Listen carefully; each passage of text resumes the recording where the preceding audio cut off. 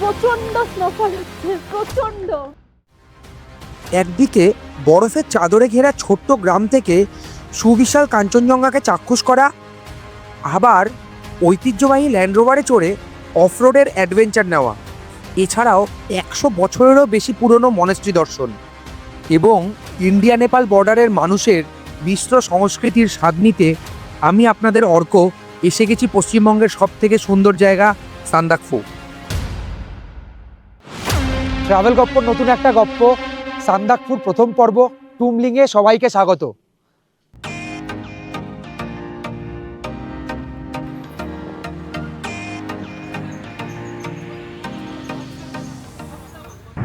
Good morning, এখন বাজে সকাল 11টা। আমরা এখন কার্শিয়াং থেকে প্রায় 15 কিলোমিটার ওপরে সোনাদার দিকে চলে এসেছি। এনজিপি থেকে একটা গাড়ি বুক করে নিয়েছি মানেভঞ্জন যাওয়ার জন্য। গাড়ি ভাড়া বাবদ আমাদের কাছ থেকে কাকা নিয়েছে 3000 টাকা। তো এখান থেকে আমরা এখন যাব হচ্ছে ঘুম থেকে সুখিয়া পকরি হয়ে মানেভঞ্জন উঠে যাব। দুপুর 2টোর মধ্যে মানেভঞ্জন পৌঁছাতে না পারলে ওপরে ওঠার জন্য আর গাড়ি পাওয়া যাবে না, তাই আমরা যাওয়ার সময় গাড়ি ভাড়া করে নিয়েছিলাম। আমরা সান্দাকফু থেকে ফেরার সময় শেয়ার গাড়িতে করে এনজিপি ফিরব। সেই মাধ্যমটাও সান্দাকফুর দ্বিতীয় পর্বের ভিডিওতে আপনাদের সামনে তুলে ধরব। ইন্ডিয়া নেপাল বর্ডারে প্রায় 7000 ফুট উচ্চতায় অবস্থিত পশ্চিমবঙ্গের ছোট পাহাড়ি শহর মানেভঞ্জন। এই শহর সান্দাকফু ও ফালুটের প্রধান প্রবেশদ্বার হওয়ায় ট্যুরিস্টদের কাছে খুবই জনপ্রিয়। আমরা এখন রয়েছি মানেভঞ্জনে। মানেভঞ্জন খুব ফেমাস ল্যান্ড অফ ল্যান্ড রোভার্সের নামে, কারণ এই ব্রিটিশ আমলের ল্যান্ড রোভারগুলো সেই সময় থেকে চালু হয়ে এখনও পর্যন্ত এখানে চলছে। পুরো এই ল্যান্ড রোভারগুলো পুরো ওয়ার্ল্ড ওয়াইড প্রায় 120টা মতো রয়েছে, যার মধ্যে 37টাই রয়েছে কিন্তু এই মানেভঞ্জনে। শিলিগুড়ি থেকে 9:30 নাগাদ শুরু করেছিলাম, প্রায় 12টা 10 মতো বাজে, 2.5 ঘন্টা মতো লাগলো। আপনাদের যে গাড়ি থাকবে, গাড়ি কিন্তু এই পর্যন্তই আপনাদেরকে নিয়ে আসতে পারবে শিলিগুড়ি বা এনজিপি বা বাগডোগরা থেকে। এখান থেকে কিন্তু এখানকার গাড়ি নিয়ে আপনাকে সান্দাকফুর উদ্দেশ্যে রওনা দিতে হবে। তো আমার পেছনে এইটাই হচ্ছে টিকিট কাউন্টার, মানে গাড়ির বুকিং কাউন্টার। তো ওখান থেকে আমরা এখন গাড়িটা বুক করব, বুক করে সান্দাকফুর উদ্দেশ্যে রওনা হব। 8500 है ना, কে লিজিয়ে। আমরা আজকে আমাদের এখান থেকে গাড়িটা বুক করে নিয়েছি। আমরা আজকে বোলেরো বুক করলাম, যদিও এটা ল্যান্ড অফ ল্যান্ড রোভার্স, কিন্তু বোলেরো নেওয়ার কারণ একটাই, ল্যান্ড রোভারের জার্নি প্রচণ্ড আনকমফোর্টেবল, বোলেরো জার্নি তুলনামূলক বেটার, সেই জন্য বোলেরো বুক করলাম। তো আমাদের চার্জ করলো সান্দাকফু আপ ডাউনের জন্য 5500 টাকা, আর এভরি নাইট 1500 টাকা করে। আমরা এখানে 2 দিন থাকবো, ডে 1-এ টুমলিং থাকবো, ডে 2-তে সান্দাকফু থাকবো, তাই জন্য আমাদের টোটাল 8500 টাকা লাগলো। ওয়েদারটা প্রচন্ড খারাপ, অলরেডি ঝিরঝির করে বৃষ্টিও স্টার্ট হয়ে গেছে। মানেভঞ্জনের সবচেয়ে ইন্টারেস্টিং যে পোর্শনটা, সেটা হচ্ছে এই জিনিসটা। এই দিকে কিন্তু you are welcome to Nepal, তো সঙ্গীতা এখন দাঁড়িয়ে আছে নেপালে, আর এই রাস্তাটা কিন্তু ইন্ডিয়াতে পড়ছে। তো এটা হচ্ছে এই যে ড্রেনটা দেখছেন, এটা হচ্ছে একটা বর্ডার বলা যেতে পারে, যেখানে ওরকম কোনো কাটাত্তারের কোনো বর্ডার না, জাস্ট একটা নর্মাল, মানে জাস্ট লোকেরাই এখানে এই সাইডটা নেপাল, এই সাইডটা ইন্ডিয়া, এরকমভাবেই কিন্তু জিনিসটা সবার কাছে প্রচলিত। আমার এই দিকটা হচ্ছে মানেভঞ্জন, আর এই পাশ থেকে আমরা এনজিপি থেকে এসছি। তো মানেভঞ্জনের দিক থেকে একটুখানি এনজিপির দিকে 200-300 মিটারের মতো হেঁটে এলেই এখানে একটা এটিএম রয়েছে। চেষ্টা করবেন যতটা পারবেন ক্যাশ ক্যারি করার, কারণ মানে ম্যাক্সিমাম জায়গাতেই নেটওয়ার্কের ইস্যু আছে, তো ইউপিআই করাটা খুব মুশকিল, কার্ড এরা নিতে চাইবে না। তো ক্যাশ ক্যারি করাটাই এই ট্রিপের জন্য শ্রেয়।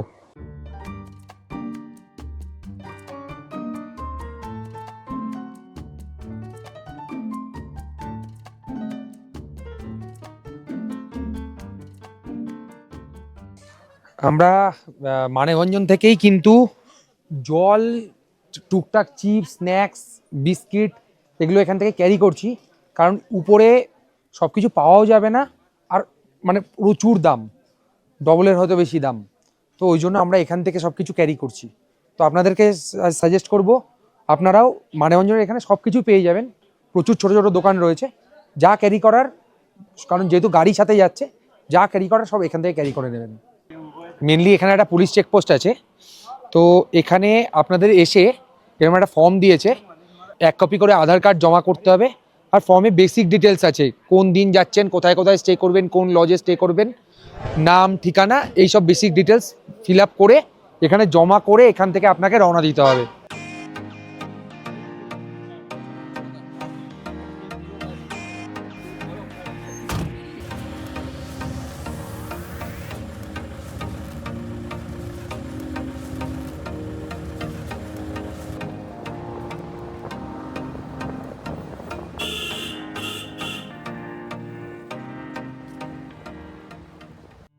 মানেভঞ্জন থেকে প্রথম স্টপ সিঙ্গালিলা ন্যাশনাল পার্কের চেকপোস্ট। এখান থেকেই রাস্তা দুভাগে ভাগ হয়ে গেছে, একটা রাস্তা বাঁদিকে ওপর দিকে সান্দাকপুর দিকে গেছে, আর নিচে ডান দিকের রাস্তাটা ধোত্রে গুরদুমের দিকে চলে গেছে। এখানে একটা ইনফরমেশন দিয়ে রাখি, এই রুটে কিন্তু কোনো বাইক অ্যালাউ করা হয় না, ইভেন লোকালরাও এই রাস্তায় চলাচলের জন্য নিজেদের গাড়ি ব্যবহার করেন। এখান থেকে আপনাদের দুটো এন্ট্রি করতে হবে, একটা টুমলিংয়ের জন্য একটা এন্ট্রি করতে হবে, আর একটা সান্দাকপুর জন্য এন্ট্রি করতে হবে, আর পার হেডে 20 টাকা করে লাগছে। আমরা টোটাল 4 জন আছি, 4 জনের জন্য 80 টাকা, আর ড্রাইভারের পয়সাটাও দিতে হবে, টোটাল আমাদের 100 টাকা লাগলো।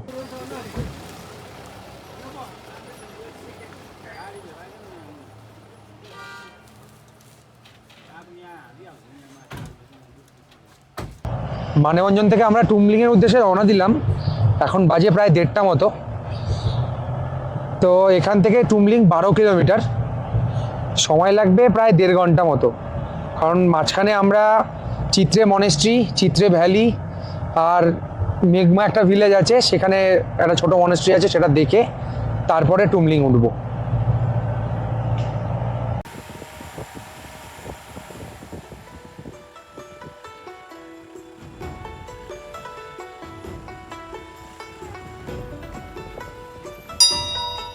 মানেভঞ্জন থেকে প্রায় 3 কিলোমিটার দূরে, প্রায় 8000 ফুট উচ্চতায় অবস্থিত এই রুটের প্রথম গ্রাম চিত্রে। আর এখানে অবস্থিত এই মনেস্ট্রির ঐতিহাসিক ও আধ্যাত্মিক গুরুত্ব অপরিসীম। যদিও নির্দিষ্ট কোনো সালের উল্লেখ নেই, তবু মনে করা হয় এই মনেস্ট্রি প্রায় 100 বছরেরও বেশি পুরনো।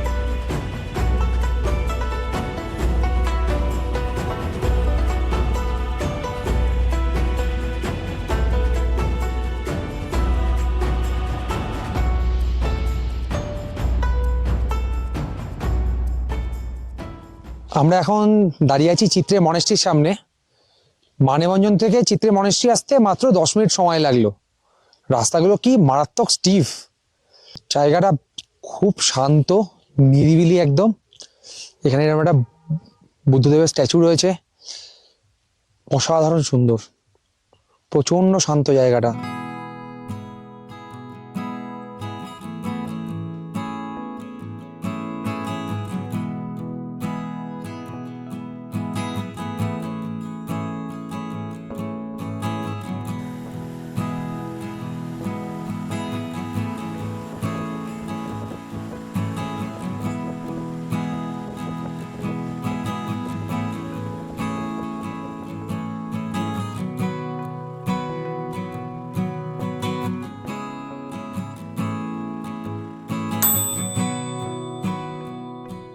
ওয়েদার ভালো থাকলে এই চিত্রে ভ্যালি থেকে দুর্দান্ত কাঞ্চনজঙ্ঘার ভিউ পাওয়া যায়। দুর্দান্ত সুন্দর জায়গাটা। আমরা জাস্ট চিত্রে মনেস্ট্রি থেকে ওপরে 2টো টার্ন উঠলাম, চিত্রে ভ্যালি এখানে এসছি আমরা। জায়গাটার বেস্ট পার্ট যেটা, এখানে আমার গাড়ি দাঁড়িয়ে আছে, এটা হচ্ছে অ্যাকচুয়ালি ইন্ডিয়া। আর এই রাস্তাটার ওপাশ থেকে যত হোটেল দেখতে পাচ্ছেন, এই সবটা পুরোটাই নেপালে পড়ছে। আমাদের পুরো ট্রিপেই নেপালের সাথে আমাদের এত ভালো সম্পর্ক, কোনো কাঁটাতারের বেড়া নেই। মানে আপনি পাহাড়ের একটা বাঁকে ভারতে থাকবেন, আর একটা বাঁকে আবার নেপালে চলে আসবেন। আমি এখন ওই জায়গাটায় যাব, জায়গাটা প্রচণ্ড সুন্দর।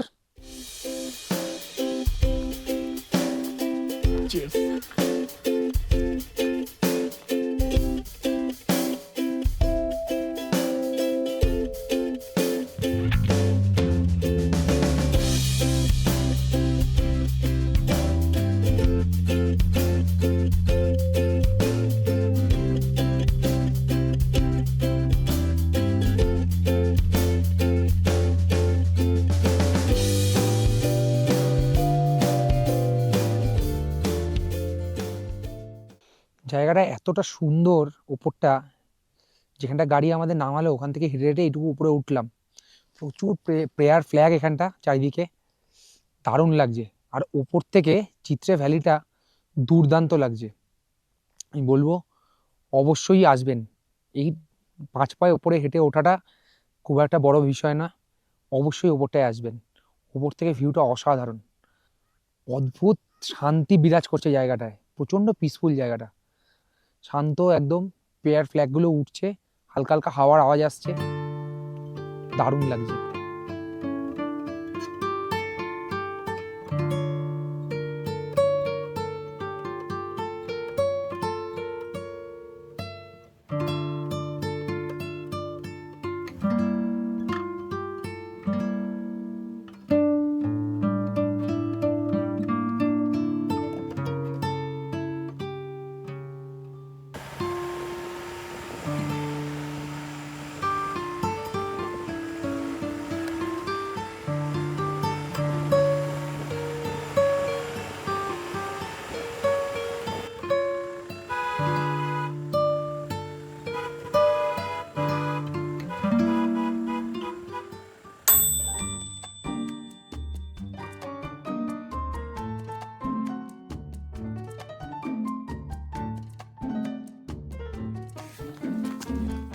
আমার পেছনে এগুলো রডোডেনড্রন ফুল। পুরো এই রাস্তাটায় 7-8 ধরনের রডোডেনড্রন ফুল দেখতে পাওয়া যায়। ইনিশিয়ালি এগুলো এখন পিঙ্ক রঙের হয়েছে, এরপরে আস্তে আস্তে সাদা হয়ে পরিপক্ক হয়ে যাবে। তো আপনি যদি এই সময়টায় আসেন মার্চ এপ্রিল মাসে, তাহলেই কিন্তু এই রুটে রডোডেনড্রন দেখতে পাবেন। অন্য সময় কিন্তু রডোডেনড্রন দেখতে পাওয়া যায় না। মার্চ এপ্রিলে আগত ট্যুরিস্টদের কাছে এই ফুলটা খুবই পরিচিত, বিশেষ করে এর উগ্র মিষ্টি গন্ধের জন্য। এর লোকাল নাম দাফনি, তবে অনেকেই একে রডোডেনড্রন বলে ভুল করেন। এই গাছের বিশেষত্ব হলো লোকালরা এই গাছের ছালকে জলে সেদ্ধ করে এর পেস্টকে রোদে শুকিয়ে এক প্রকার কাগজ তৈরি করে, যা নেপালি ভাষায় লোকতা নামে পরিচিত। যেহেতু এই কাগজ জলে নষ্ট হয় না এবং পোকাতেও কাটে না, তাই প্রাচীনকালের বৌদ্ধ গ্রন্থ ও রাজকীয় পুঁথি এই কাগজেই লেখা হতো।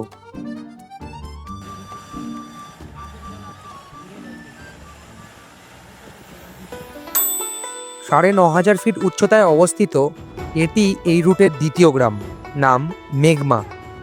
মেঘমা কথার অর্থ হলো মেঘের মধ্যে।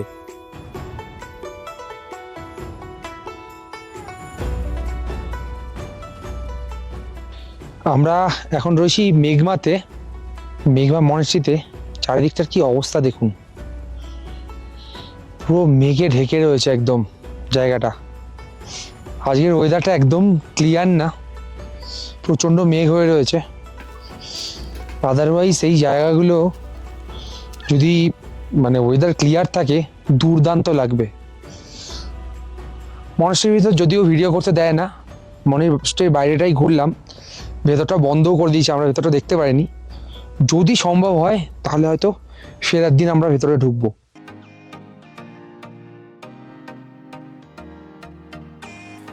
সান্দাকফুতে আগত ট্যুরিস্টদের নিজেদের অ্যাক্লিমেটাইজ করার জন্য প্রথম দিন রাত্রিবাসের সবথেকে ভালো অপশান ইন্ডিয়ার টংলু ও নেপালের টুমলিং। টংলুতে মাত্র 2টোই হোমস্টে, আর টুমলিং 8টা পরিবার নিয়ে একটা ছোট গ্রাম, আর এই প্রতিটা ঘরেই রাত্রিবাসের সুবিধা রয়েছে। আমরা টুমলিং পৌঁছে গেছি। টুমলিংয়ে আমরা এই সিদ্ধার্থ লজে থাকবো। তো প্রচণ্ড খিদে পেয়েছে, 4টে বাজে। আগে খাওয়া দাওয়াটা করে নিই, তারপরে বাকি কথা বলবো।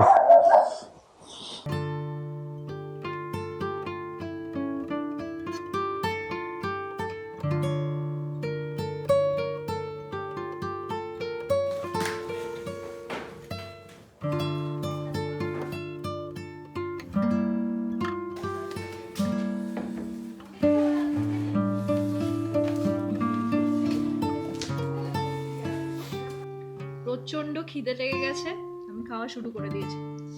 আমাদের লাঞ্চে দিয়েছে গরম গরম ভাত, ডাল, ডিমের তরকারি, এখানে মিক্সড ভেজ, এখানে পাঁপড়, স্যালাড, আর এখানে একটা মিক্সড পিকল, আর হ্যাঁ কেটলিতে আছে হচ্ছে দেশি ঘি। ঠিক আছে, একটুখানি নিয়ে দেখালে পুরো গরম গরম। আমরা সিদ্ধার্থের 306 নম্বর রুমে ছিলাম। চলুন রুম ট্যুরটা আপনাদের সাথে একটুখানি দিয়ে দিই। পুরো রুমটা কিছুটা এরকম, উডেন ফার্নিশ, বেশ সুন্দর। দুখানা বেড দেওয়া, 4 জন ইজিলি অ্যাকোমোডেট করতে পারবেন। মাঝখানে একটা সাইড টেবিল দেওয়া রয়েছে নিজেদের জিনিসপত্র রাখা টাকার জন্য। আর সকেট যদি বলেন, এখানে একটা সকেট আর রুমের এখানে একটা সকেট, টোটাল 2টো সকেট দেওয়া আছে। ওয়াশরুমটা আমার খুব একটা পরিষ্কার লাগেনি, ঠিকঠাক বলবো। ওয়েস্টার্ন টয়লেট, একটা বেসিন আছে, গিজার অ্যাভেলেবেল নেই। জল আপনাদেরকে নিচে ওদের কাছ থেকে গিয়ে নিয়ে আসতে হবে। আর এখানটার বেস্ট পার্ট হচ্ছে এই উইন্ডোটা, যেখান থেকে আপনি ওয়েদার ভালো থাকলে দুর্দান্ত এখান থেকে কাঞ্চনজঙ্ঘা দেখতে পারবেন। আর বাইরের ভিউটা কিছুটা এরকম।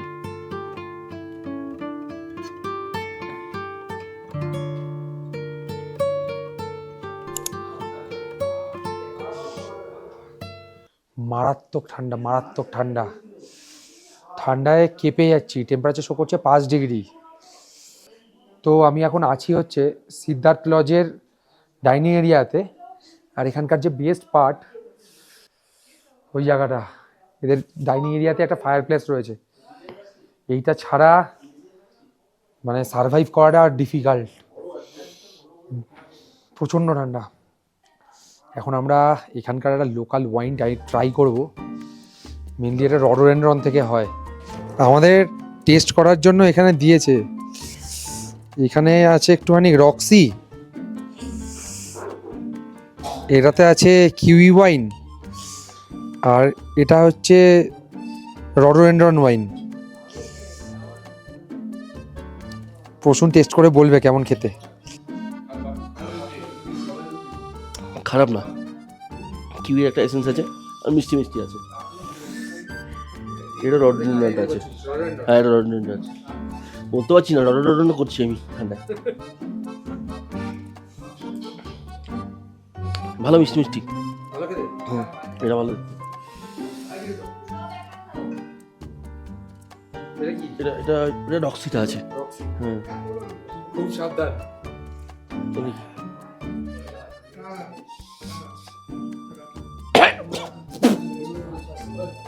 কেমন কেমন?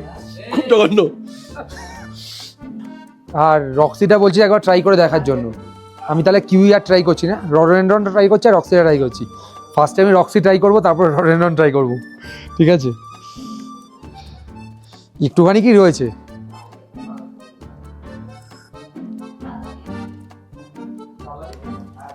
খুব বাজে খেতে, তেতো, গাওয়াগি উঠলো।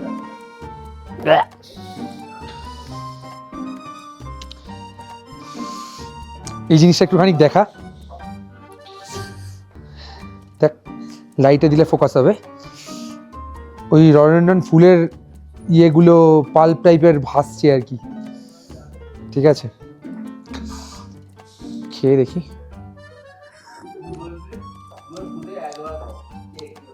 এটা ভালো খেতে, বেশ বেশ ভালো খেতে। একটু টক মিষ্টি একটা ব্যাপার আছে, টকের প্রাধান্যটাই বেশি, ভালো। এটাই অল্প একটু নিই, তাহলে খাই, টেস্ট করে দেখি। হ্যাঁ ভালো খেতে, এটা বেশ ভালো লেগেছে। লাল রডোডেনড্রন ফুল থেকে তৈরি এই ওয়াইন মূলত এত ঠান্ডায় শরীরকে গরম রাখার জন্য লোকালরা পান করে থাকেন।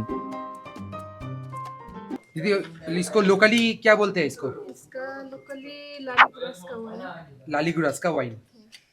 और क्या प्राइस लेते हैं आप लोग?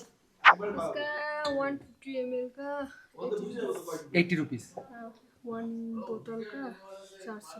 1 बोतल का 400 लेते हैं। ओके।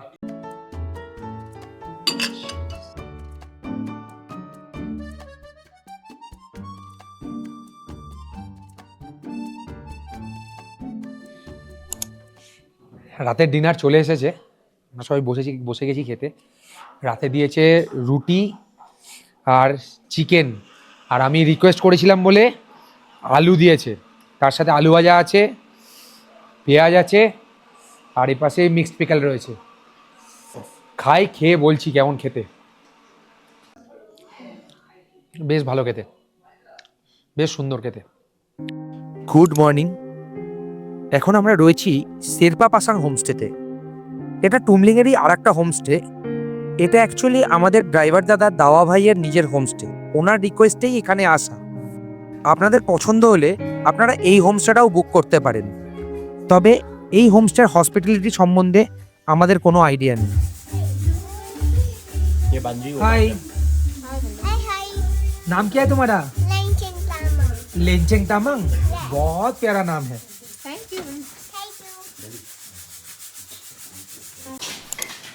दीदी ये क्या है? ये टिबेटन ब्रेड ये वाला हलवा है। हलवा। हजुर। ओके। मेरा ब्रेड बोलছি নেপালি ব্রেড। কি খাবার চলে এসেছে? হ্যাঁ, এখানে দিয়েছে টিবেটিয়ান ব্রেড, ঠিক আছে। এটা হচ্ছে ছোলার তরকারি, আর এটা হালুয়া। সুজির। হ্যাঁ, সুজির হালুয়া, আর এটা হচ্ছে দেশি ডিম। আচ্ছা, রসুন অলরেডি খাওয়া হয়ে গেছে। কেমন লাগলো রে ভাই? এটা কোনোদিনও খাইনি, প্রথমবার খাচ্ছি। তো ভালো, খারাপ না, টেস্টটা ভালো, অন্যরকম। বাট ব্রেডটা একটা মিষ্টি মিষ্টি ভাব আছে হালকা, অন্য অপশন। এটাই ভালো লাগে, যে অন্য যে নতুন নতুন জায়গায় কি নতুন নতুন জিনিস ট্রাই করা, একদম একদম এটাই ভালো লাগে। ভালো। আমি সিদ্ধার্থ লজের কন্ট্যাক্ট ডিটেলসটা আমার ডেসক্রিপশানে দিয়ে দিয়েছি। একটা কথা বলে দিই, যেহেতু এটা নেপাল পার্টে পড়ে আর এখানে নেটওয়ার্কেরও প্রচণ্ড অসুবিধা রয়েছে, আপনারা কিন্তু এদেরকে ডাইরেক্ট ফোনে পাবেন না, এদেরকে হোয়াটসঅ্যাপ করবেন। হোয়াটসঅ্যাপের মাধ্যমেই কিন্তু হোটেল বুকিং হয়।